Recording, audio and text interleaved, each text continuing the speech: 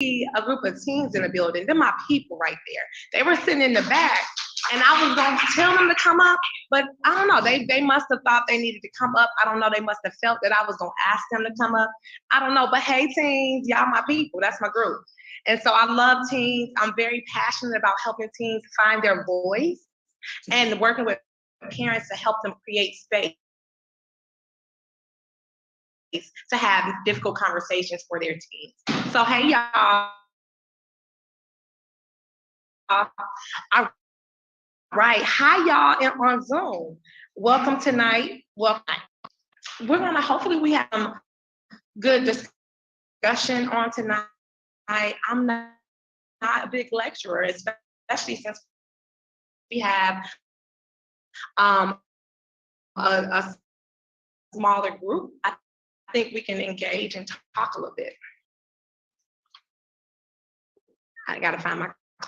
I'm going to on a hunt, look out my a little bit, but we're going to understand the racial,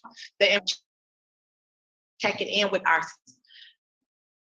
key nations and self-care tools to help us navigate. And then we're going to do some Q&A.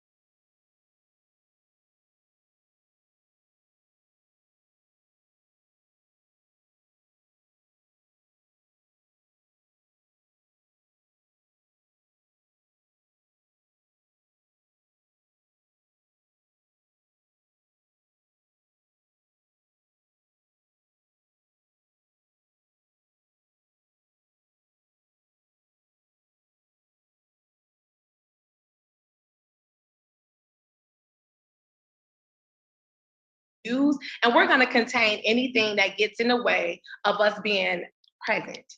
Because when we talk about having difficult conversations, being present is very huge. It's a big part of having effective communication and meaningful conversations.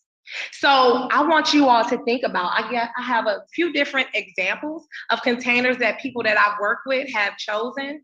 I want you to think about what container you would use in order to put whatever thoughts, emotions, whatever events are coming up that you need to place them in the container for today so that you can, for right now, so that you can really fully engage in our conversation tonight. So take a moment and think about what container you would use. I use a mason jar, and it's something that I use throughout in my day-to-day life. I use my container. Sometimes I get distracted easily. That's why when all of this started happening, I'm easily distracted. I'm like, what is going on?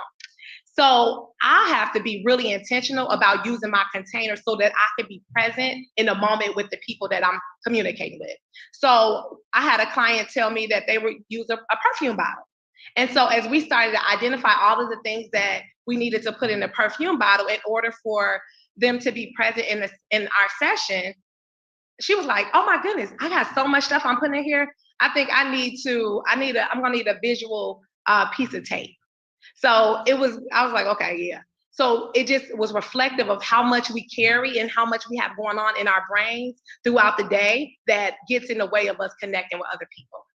So just imagine what your container will be. Mine is a mason jar. Mine has purple sparkles on it. And this is visual. This is all visual. It's something that you can identify visually. So mine is a purple. So what I do is when I'm ending my workday, I had to do it today because I finished work at 5 o'clock and then I came here. So when I finish my workday, I have to take a moment to pause to put work in my container. Right? I had to take a moment and when I started work, I had to take a moment and put all of my weekend plans in my container. So take a moment and put things in your container that you need to put in there so that we can move forward. Anybody have a container in mind that they want to share? Anybody? I see smiles. No, nobody's gonna share? Okay. Can you you mind sharing your name? My name is Michaela, and probably say just A cookie jar. Okay. All right. So we can take any thoughts, emotions, anything competing with me being present.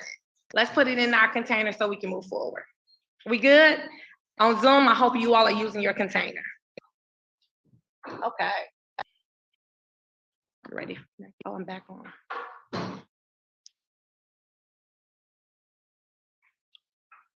All right. So we're going to start off talking about trauma and what is trauma.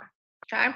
And so I'm going to give an example that I usually share with clients when I'm working with people. And then I'll share another definition.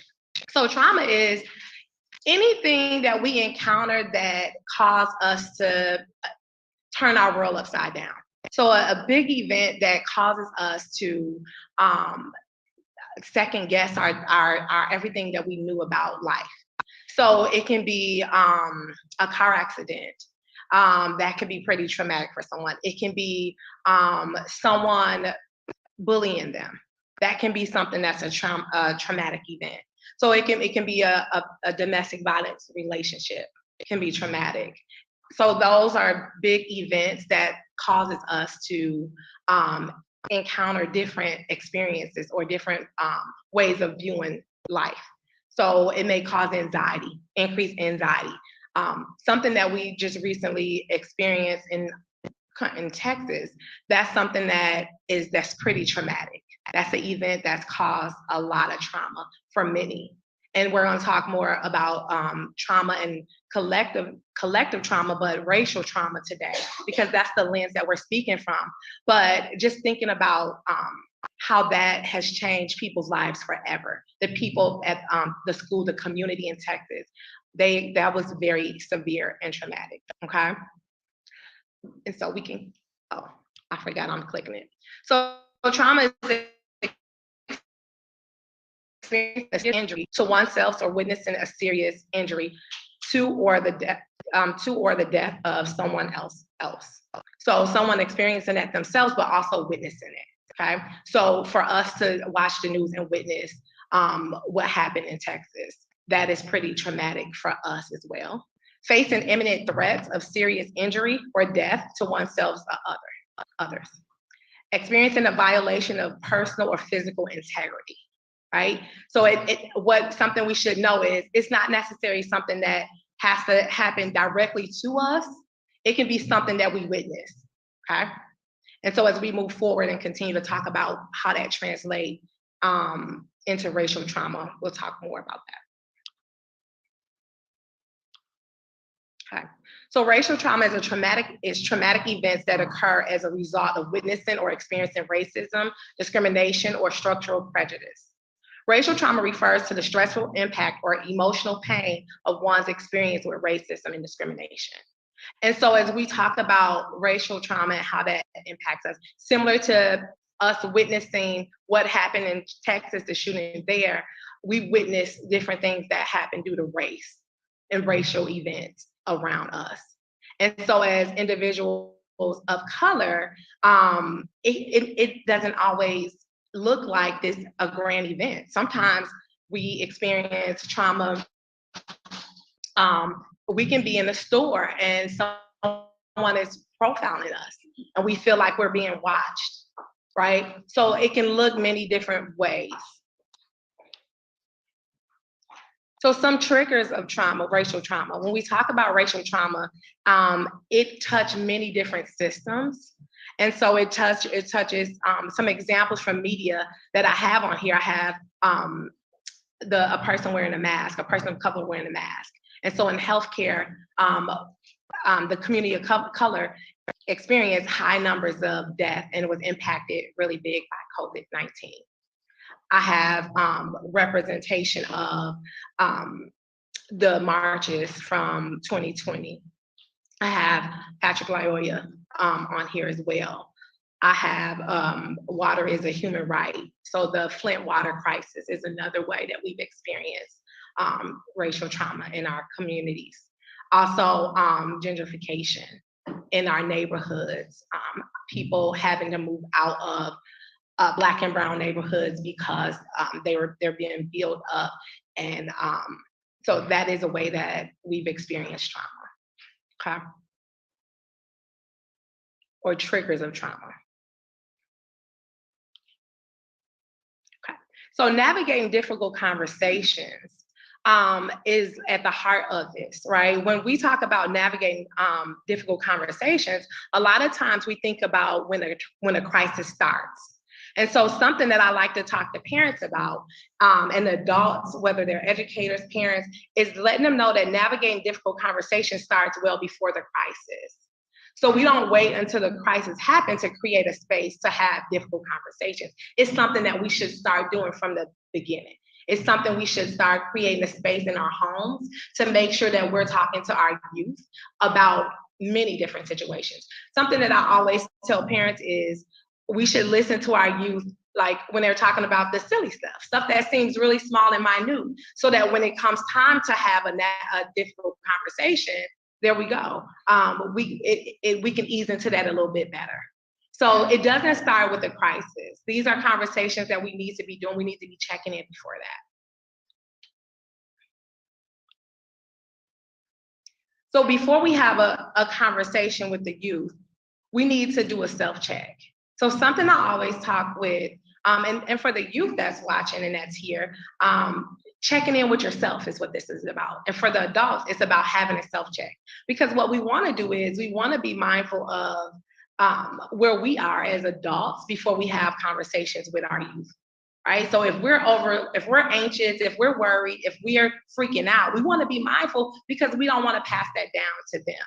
We want to be authentic with them, and we're going to talk more about that, but we want to be in a good space to have that conversation with our youth.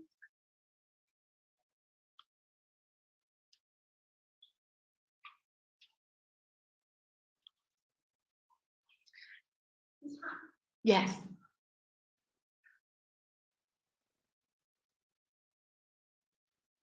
Young people are here. And I guess I was coming, thinking there was gonna be more engagement with them. Mhm. And I appreciate your presentation. I think this is a safe place, this atmosphere. And so when we're mentioning the word trauma and we're talking about things that have happened, I'm just curious, because some stuff has happened right here where you live, right? Has it impacted you? How come we can't hear you? Because people out there can hear.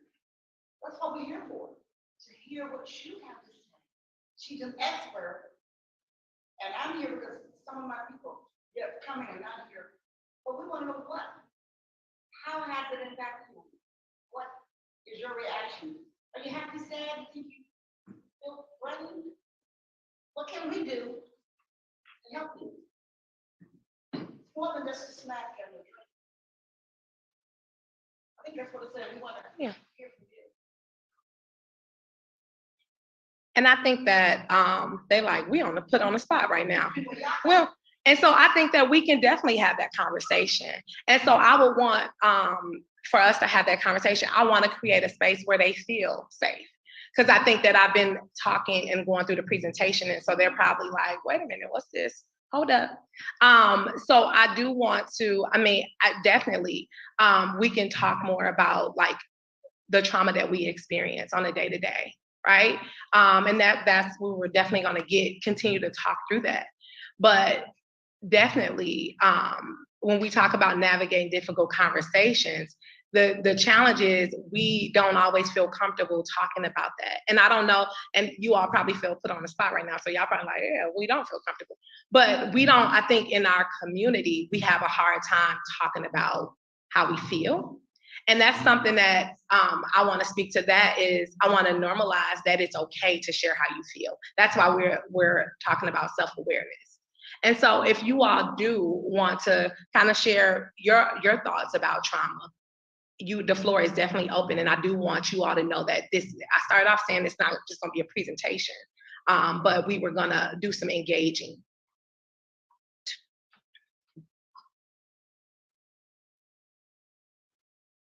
Adults, I guess, maybe we lead the charge. Yes. Every year we have what's called a blessing of the student. And it's right before school starts. That like 5 school districts. It's held outside. And we're beginning to have our meeting for the August 16th event. And because everything that's been happening, I'm very concerned. Mm-hmm. You know, continue to have this outside with the last thing people shooting for graduation and drive-bys. And so that's a concern from me because I have a concern to want to protect a good thing for you. But it seems like some of the people that are doing it are me. So can you help me? I mean, I don't want to cancel it, but we want them to be safe. But in light of what's happened, I don't know, young people feel safe coming to work. We need to plan an alternative venue. And I think that's those are very real questions, right? Because in the grand scheme of things, we can't control what we can't control. And so if seeking a different venue, a safer venue, and what does that look like, right? We don't know what that looks like, but taking the time to plan and put some things in place to keep people safe could definitely be a way to navigate that, right? I think that the key thing right now is for us to learn some ways to take care of ourselves, because there's some things that we don't have control over. So taking care of myself may look like me finding a community, right? Me finding a space where we can have these conversations, where I can be honest about, I'm scared to go to that event, or I'm worried about my dad, I'm worried about my brother, I'm worried about my cousins when they leave the house. Like, those are real conversations and those are real things. I'm worried about myself, right? And so definitely taking the time to check in with yourself and seeing where you are and being honest about how you feel. Yes. What kind of questions, what is that self-talk? You're going through that area. Uh-huh.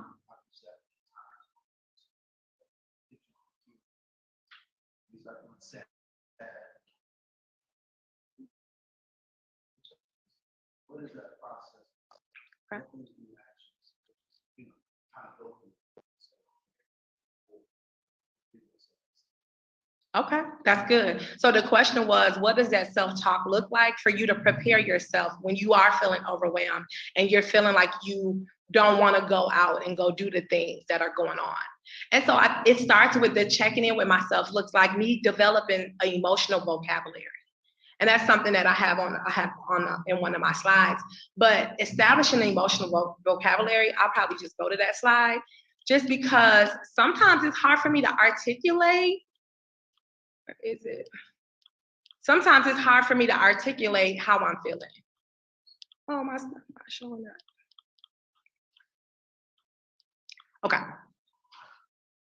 For some reason, it's not showing up right now.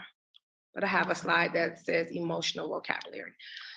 So for starters, this is it right here. How can it show up? For starters, it would be to establish an emotional vocabulary. So if I'm asking you all, how do you feel? I don't know. Like seriously. But it's power in, and I use this in my day-to-day with my clients, it's power in having an emotional vocabulary that I can look at and I can say, you know what? I feel hurt. I feel really angry. I feel frustrated. So that's how I check in. That's a one way, that's a starter, right? Something I say all the time is if I'm honest about how I feel, right? I got to figure out how I feel first before I can be honest. But if I'm honest about how I feel, I can then get my needs met. So emotional vocabulary, you can Google one. I have one here. Oh, it's on the board. It's not showing on the screen for Zoom though. So establishing that and doing that on a regular basis, checking in with yourself, how do I feel on a regular basis for starters, right? So once I know how I feel, for some reason it's not, that's okay. When I know how I feel, I can then begin to work towards getting my needs met. So that's first and foremost, how do I feel? But then creating a space that I can have the conversation with how I feel, or finding a way to articulate that. Maybe that's through journaling, but being able to identify that. So that's a starter. Another thing is if I'm overwhelmed to the point that I don't want to leave my house and it's just really heavy for me, I would say partner with a licensed professional, partner with a therapist that can help you identify some strategies to navigate that anxiety or that depression or whatever it is that you may be experiencing. Those are some ways. And then you mentioned self-talk. When you mentioned self-talk, what does that self-talk look like? So we need to understand our self-talk. We all have it. We all have self-talk. And sometimes it looks negative.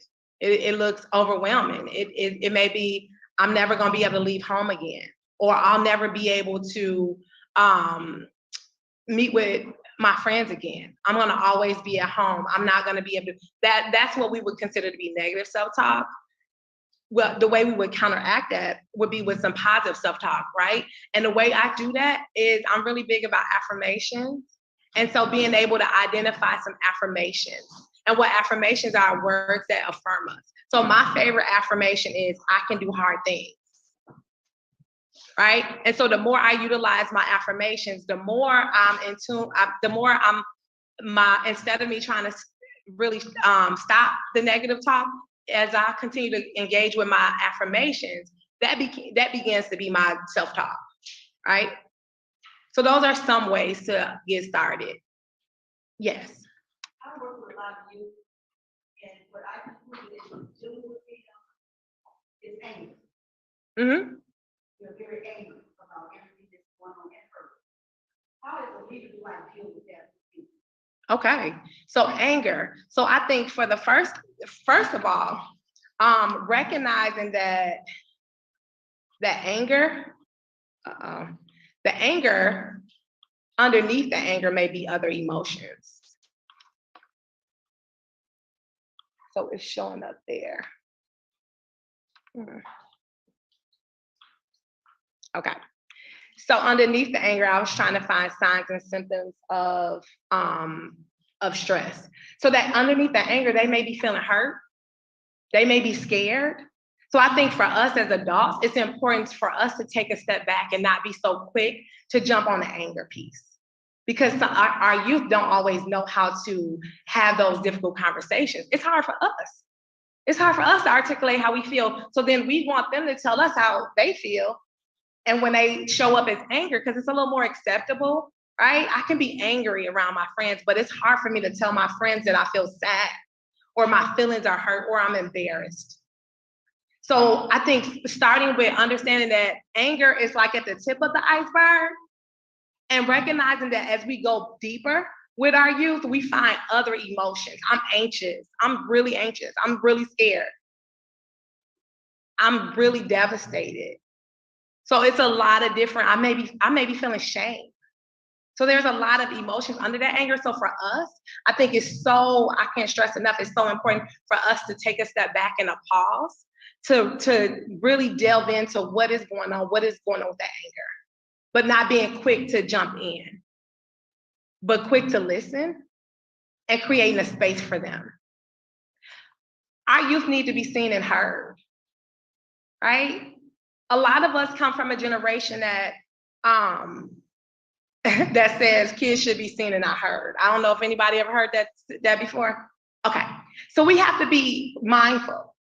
We have to be mindful of how we engage them because of whatever things that were passed down to us or whatever we believe about them. But they need to be seen and heard. That's a safe place. When our youth are seen and heard, that gives them the opportunity to go a little deeper with you, to maybe explore how they feel. But if I'm not seen and heard, I don't got nothing, what you want? I'm mad. And that becomes like a shield, right? To keep you away from me because I don't know if I can be safe with you anyways.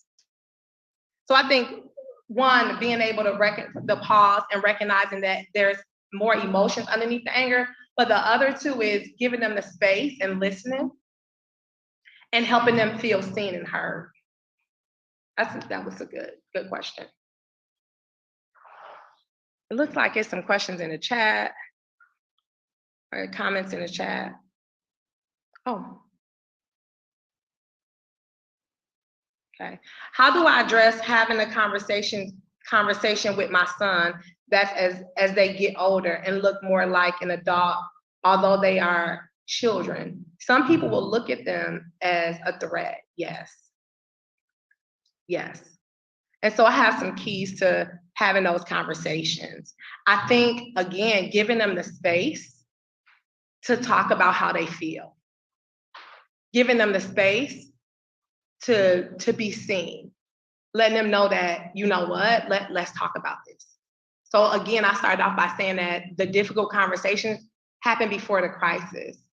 We have to create that space like early on. And if we haven't, that's fine. We start doing it today. Let's see.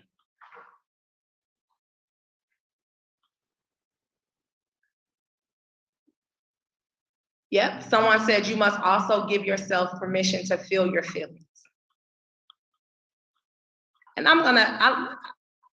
like to say that it's important for us. I started off talking about as adults for us to be self-aware, right? And then for us to have what we call a beginner's mind, right? Being intentional about setting aside your adult perspective, your perspective of, you got it made. When I was your age, anybody ever hear that before? Like you don't got no reason to have no attitude. Why you acting like that? We got to put that aside and not compare our own experiences to our youth experiences. They have their own experiences and it's different from ours. So being intentional about a beginner's mindset. So seeing the situation through new eyes, being open to their perspective, giving them the space to lead the conversation and share how they really feel. If we really want to get them the help they need, if we really want to create space for them, we got to give them the space. We got to allow them. Ask yourself, what does the adolescents need most today? Right? Instead of me trying to share my agenda, I'm gonna set my agenda aside because I recognize that they have some things going on that I need to tend to. So I like to share this little story. It's a really cute story just to kind of paint the picture of her perspective taken. A woman was waiting at an airport one night with several long hours before her flight. She hunted for a book in the airport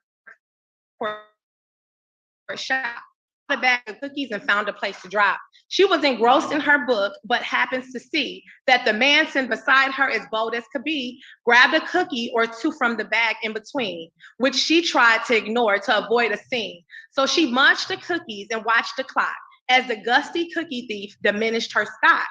She was getting more irritated as the minutes ticked by, thinking if I wasn't so nice, I would blacken his eye. With each cookie he took one too. When only one was left, she wondered what he would do. With a smile on his face and a nervous laugh, he took the last cookie and broke it in half. He offered her half. As he ate the other, she snatched it from him and thought, oh, brother, this guy has some nerve and he's also rude. Why he didn't even show any gratitude. She had never known when she had been so galled and sighed with relief when her flight was called. She gathered her belongings and headed to the gate, refusing to look back at the thieving ingrate. She boarded the plane and sank in her seat. Then she sought her book, which was almost complete. As she reached in her baggage, she gasped with surprise. There was her bag of cookies in front of her eyes. If mine are here, she moaned in despair, the others were his, and he tried to share. Too late to apologize, she realized with grief that she was the rude one, the ingrate, the thief. How many times have we had a perspective that we thought was right, it probably wasn't right, that it wasn't. And we later discovered that it wasn't. When we are approaching our youth, we have to have a fresh perspective, a beginner's mind. We have to approach them with curiosity. We can't approach them as a person that knows it all and that's been there and done that. Y'all agree? Okay, y'all, I need some nods or something. Y'all need to tell me I'm doing good. I'm good. I'm talking to the youth. We good? Does that make sense? Or no? Y'all like, I don't know. A lot of questions that I get from young people, they're having to deal with racist teachers. And I personally never had to deal with it. I grew up in the South, which was all black, African American, high school, pretty much, and I went to HBCU. I didn't have to deal with it. And that's what I hear from a lot of them, that is what they're having to deal with. So I don't know if they want to speak on that. I don't know if you're dealing with that. And how do you handle that? Yeah. You asking them. They like, oh my God. Uh-oh. We done called them.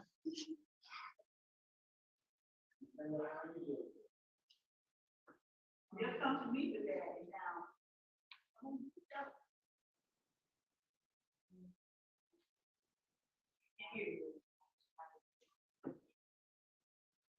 You said you try to ignore it. I'm sorry? Okay, so you feel powerless in the situation. Okay. And that's what, when we are experiencing racial trauma, a lot of times as people of color, we do feel powerless, right? A lot of times we do push it down and keep it moving because that's what we were actually taught, right? Like we were taught that you just got to keep going because you're strong. And I think that for our ancestors, that served them. That served them, and that was okay because they have to do that for safety. And now that we have more resources, there are things that we can do. There are things that we can do. It sounds like you started having a conversation with adults around you. Is that accurate? Okay. And so it's up to, so once we have those conversations with the adults around us, it's important for us to have conversations and the adults help us, or the adults navigate conversations with the administrators at school and starting with the teacher that we're having issues with. And so I guess my thing is, I want us to leave here and feel empowered And so we're going to continue to talk about some tools because we don't, even though it feels like a really big battle, I think that we still have some tools and we have the ability to do something.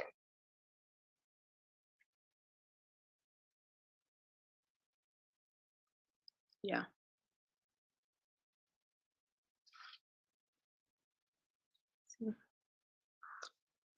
Checking on Zoom to see if there was any other. Okay. And I think that if we were to go around the room, I think that, is it Michaela?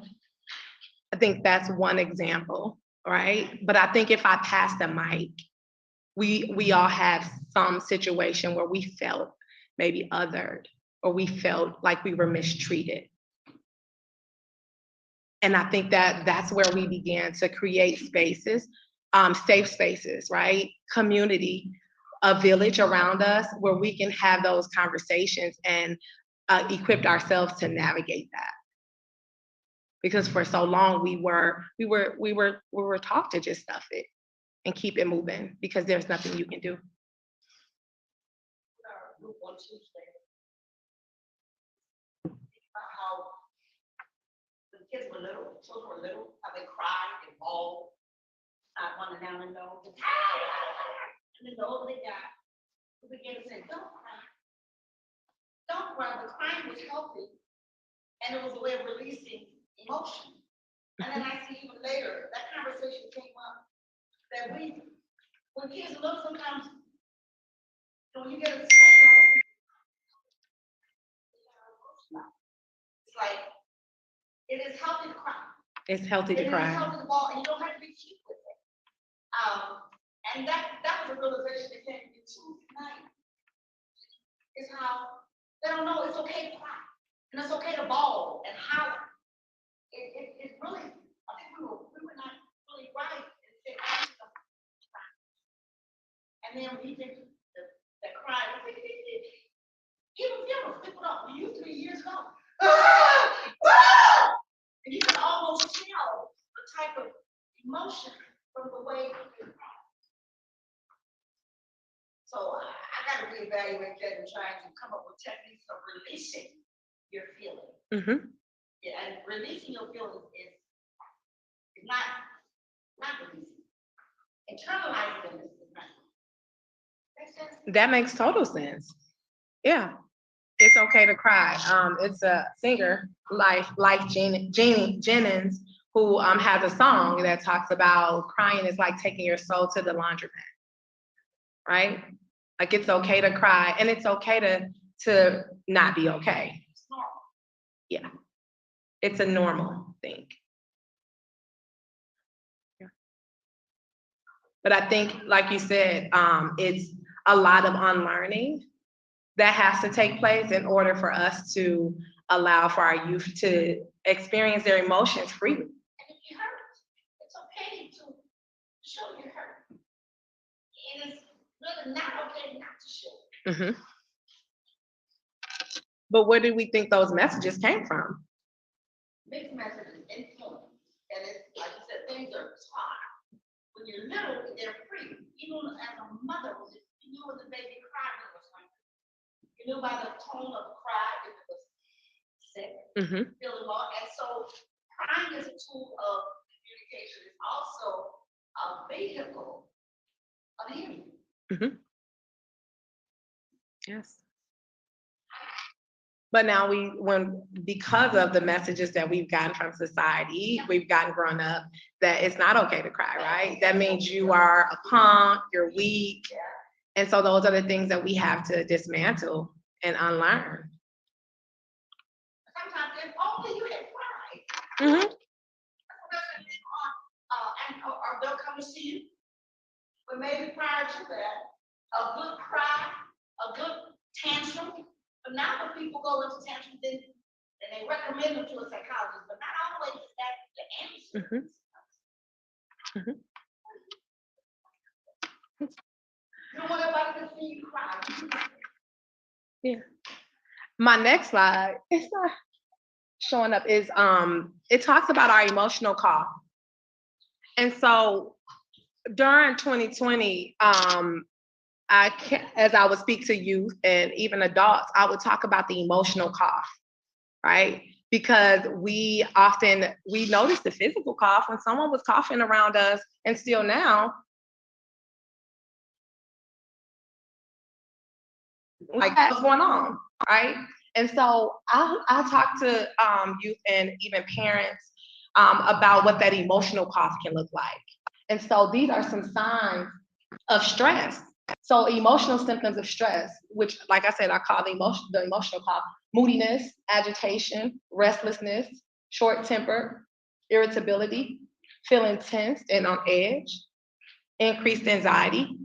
These are all ways that we sometimes show the emotional stress that we experience from racial trauma, from the pandemic, from issues with friends and family. That's how we show that emotionally. And that's why I like that she asked the question about the anger piece, right? Because sometimes we are experiencing stress and other things. The behavioral symptoms are eating more or less, sleeping too much or too less, isolation, procrastination or neglecting responsibilities, habits like nail biting or pacing, teeth grinding or jaw clenching, and then overdoing activities like over exercising or over shopping. These are what I like to call the emotional cough that we need to pay a close attention to with our youth, right? So again, having that beginner's mindset, it allows us to see this. Sometimes when we come into situations with our youth, we're coming in with our mind made up, and we can't even see the fact that they have an emotional cough. And when someone has a physical cough, we're checking in on that.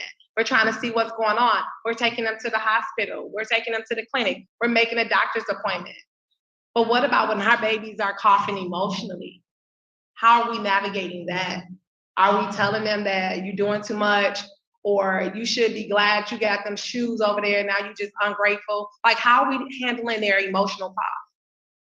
But having that beginner's mindset allow us to address this in a way that is more intentional and open to learning. Next slide. Some of the cognitive symptoms: memory problems, indecisiveness, right? We know that this kiddo usually make decisions, is quick on their toes, and now struggling to make decisions or having memory problems, inability to concentrate, poor judgment. They're starting to make poor decisions all of a sudden, seeing only the negative, fearful anticipations, right? I'm scared to go to the summer festival this summer, or I'm scared to go to this one event that I usually go to. What if this happens? What if there is a shooting, right? So those fearful anticipations, headaches, physical symptoms.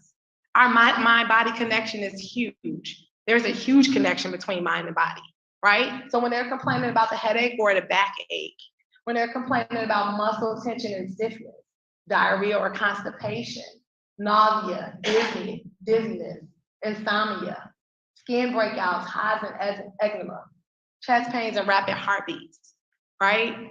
Sometimes you're like, go lay down. Go sit down somewhere. When they're experiencing what I like to call the emotional cough. And we experience that physically as well. So paying attention to what's going on, listening up for what's going on. I'm gonna pause because I know anybody have questions about some of these signs and symptoms of stress.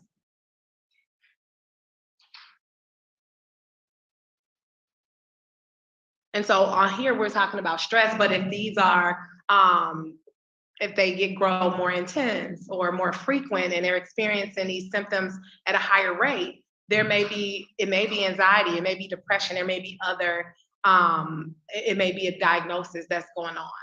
So just being mindful of the stress and signs and symptoms that some of our youth are experiencing. Next slide, because I don't think, for some reason, it's not working on my end. So we've kind of talked about some of these keys a little bit, but listening with your eyes, ears, and heart. Sometimes we're listening, Sometimes we're listening, but we're listening to answer. We're listening to speak. So listening with your eyes, ears, and your heart, paying attention to their body language, being mindful of your tone and how you are coming off. Using I statements, sharing how I feel instead of you did this or you did that. Well, I feel like this. But do y'all understand why I started off with talking about us being self-aware as the adults that's having these conversations?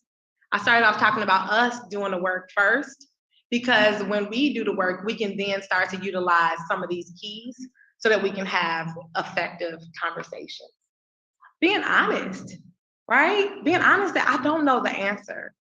I am sad too. This is hard for me too. A lot of times parents don't know, but my kids tell me this all the time. They don't know that your youth aren't open to sharing how they feel because they worried about you. Because a lot of times we try to keep stuff from them and we're trying to make sure we don't have the conversation because we like, they don't know, but they have access. And guess what? They see you, they know your body language, they know how you move. And so a lot of times they don't want to worry you. But being honest about where you are and that it's okay, that they can't carry the weight for you and them. They try to. But again, normalizing having conversations so that they can feel more open and they can know that it's okay for them to have, to share how they feel with you. Seeking understanding, right? We're not just having a conversation just to talk. I want to understand you more. I want to understand where this came from, what triggers you, how I can help you. Helping them find their voice. That's like my fave. Helping them find their voice. And we do that by helping them feel seen and heard. We do that by creating space for them and letting them know that this all you. Like, what's going on? And sometimes we may have to do an activity or something with them to get them to talk about it, right? Because I just go back to us as adults. We have a hard time sharing how we feel. But then we have an expectation for them to just speak up and share right off the rip. So you may have to do an activity, play some games, do something fun that can allow you all to have the conversation. Help them establish their emotional vocabulary, like we talked about you doing. You checking in with yourself and identifying how you feel. Help them develop a emotional vocabulary. When they tell you that I'm fine or I'm good, I'm okay, pause. What does that mean? Help them identify their emotions. But we have to do that for ourselves in order to help them. Paraphrase what you hear. Instead of just saying, yeah. I heard you. So you're saying that you're struggling because of today at school, you and your friends were arguing about X, Y, and Z. Right? So make sure that's a way to help them feel heard and seen by just kind of repeating back to them, letting them know you hear them. Okay. Next slide.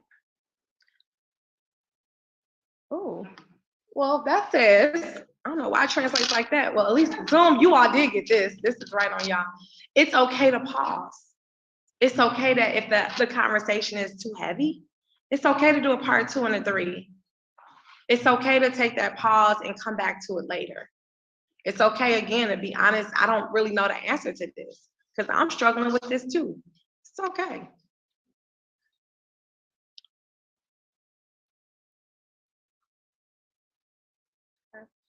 And here's some tools from, it says my toolbox. Some tools from my toolbox. Some different tools that I use with youth. Like I mentioned, playing games.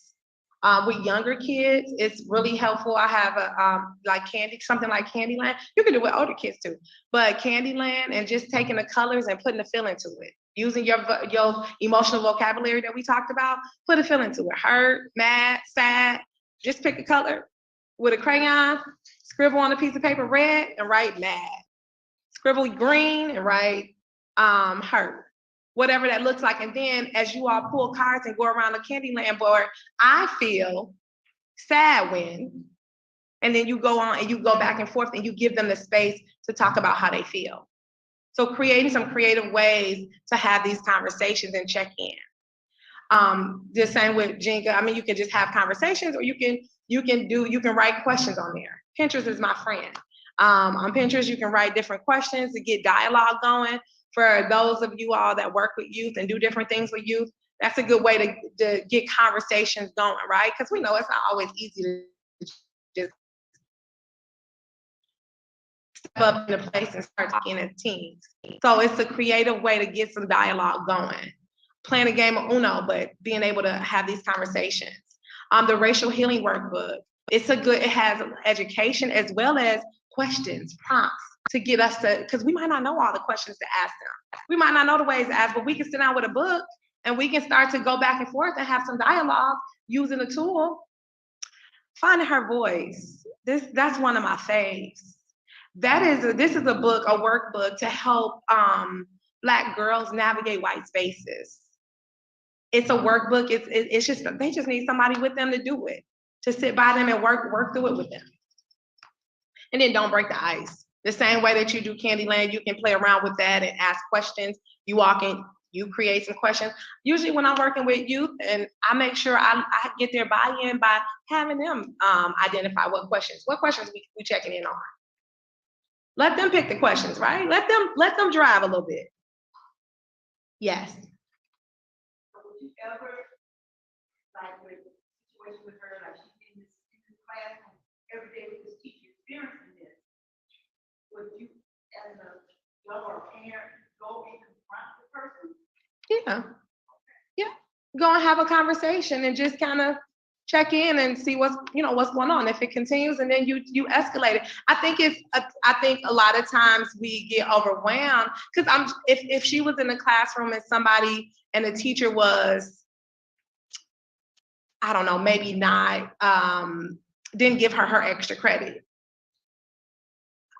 I've seen parents show up for less. So I think, I would say having that conversation, but maybe taking some time to formulate the questions and the tools in order to have that conversation. So I would say, yeah.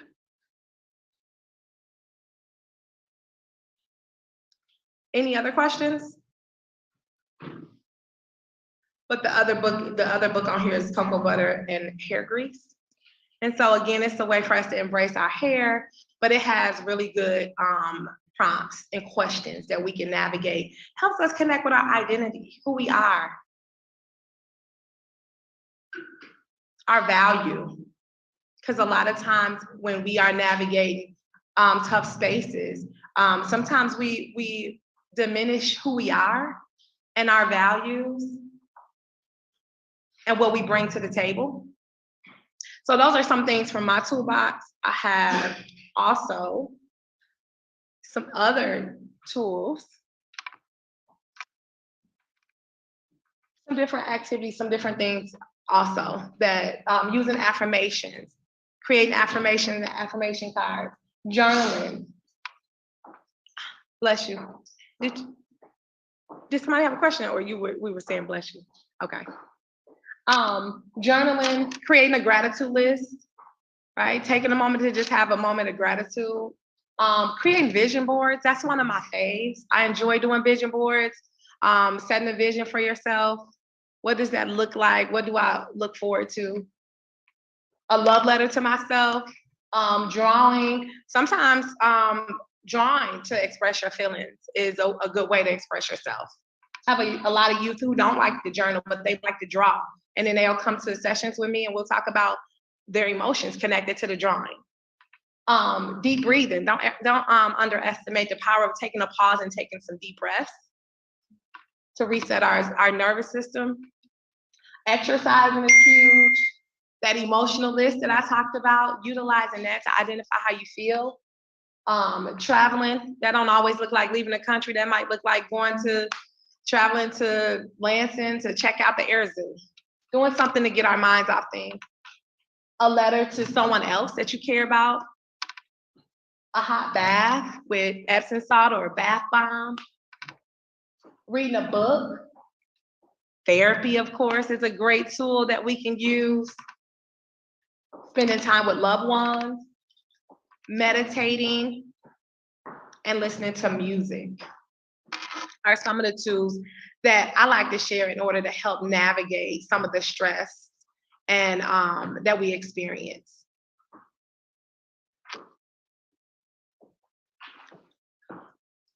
Okay. All right. Any other questions before I pass the mic? Let me see. I don't see any more on Zoom.